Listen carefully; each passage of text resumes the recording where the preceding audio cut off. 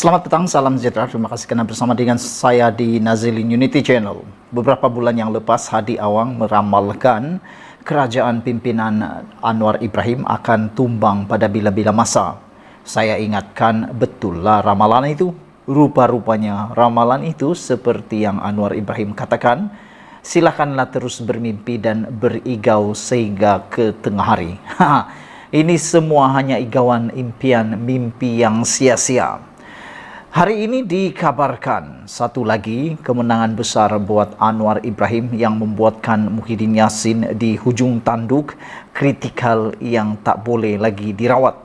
Apabila 2/3 rakyat Malaysia kini percaya Malaysia dipimpin Anwar kini berada di landasan yang betul. Sekiranya anda masih lagi tak percaya dengan kepimpinan Anwar Ibrahim, silalah dengar baik-baik ulasan ini bagi yang telah mengikuti channel ini.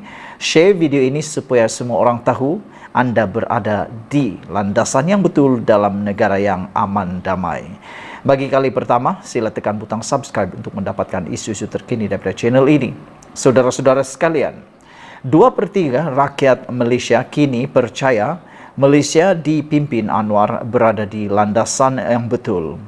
Kajian yang dijalankan oleh sebuah firma, iaitu firma penyelidikan pasaran antarabangsa Ipsos, mendapati 2/3 rakyat Malaysia yang ditinjau percaya bahawa negara ini bergerak ke arah landasan yang betul 5 bulan selepas pilihan raya ke-15. Baru 5 bulan. Bayangkan kalau Anwar Ibrahim dah memerintah negara ini selama 3 hingga 5 tahun. Apa yang jadi akan lebih aman, makmur dan luar biasa Malaysia, tata kelola yang lebih baik dan silap sikit lebih ramai orang yang akan dipenjarakan kerana perbuatan rasuah, penyelewengan, salah guna kuasa dan pecah amanah. Mungkin inilah yang ditakuti oleh sebilangan pemimpin untuk Anwar terus menjadi pemimpin secara lebih lama lagi kerana mereka risau kalau Anwar Ibrahim akan dapat menawan negara ini dengan lebih lama lagi. Dengan kata lain, makin lama makin cinta rakyat Malaysia, makin lama diperintah oleh Anwar Ibrahim, makin cinta pada Anwar Ibrahim dan kerajaan perpaduan ini. Saudara-saudara sekalian, tinjauan terbaru Ipsos bertajuk What Worries Malaysia atau apa yang membimbangkan Malaysia itu mendapati bahawa pandangan umum terhadap negara mula berubah menjadi lebih baik selepas pilihan raya pada November 2022 dan memuncak pada Januari 2023. Selepas 5 bulan dalam kerajaan baru, 2/3 rakyat Malaysia percaya negara berada di landasan betul, kata pengarah urusan Ipsos Malaysia Arun Meron dan pengurus penyelidikan hal ehwal awam Ipsos Iris Eng dalam satu kenyataan. Menurut mereka, kajian itu juga mendapati kadar inflasi yang turun daripada kemuncaknya pada Januari 2023 pada 43%, bukan lagi isu utama bagi responden Malaysia dengan hanya 36% berpandangan demikian. Suku pertama 2023 menyaksikan lanskap ekonomi menyesuaikan semula kepada realiti pasca COVID dan pasca pilihan raya. Kebimbangan terhadap COVID-19 mula menurun manakala rasuah, inflasi dan pengangguran mula menjadi perhatian buat Malaysia, tambah Arun dan Eng. Ini perkara yang paling menarik.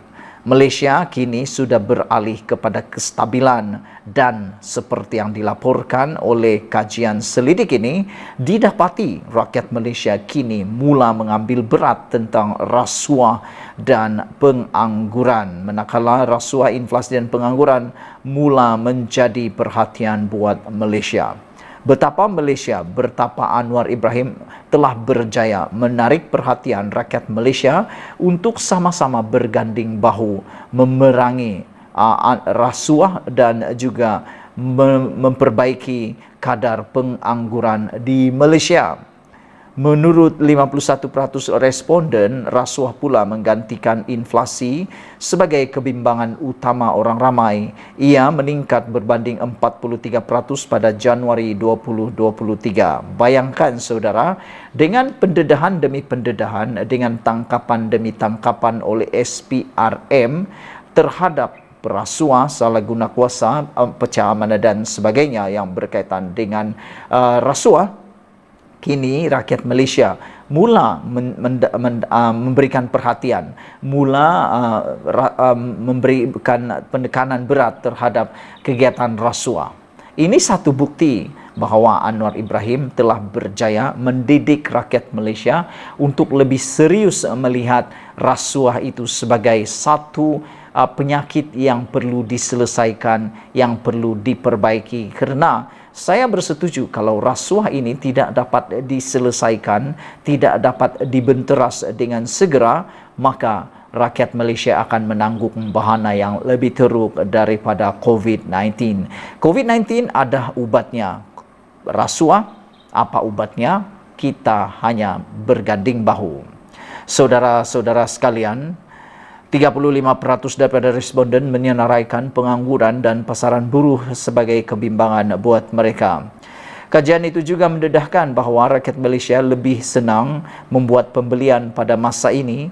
Hanya 47% daripada 500 responden berkata mereka berasa selesa membuat pembelian isi rumah dan 43% mengatakan perkara yang sama tentang pembelian penting.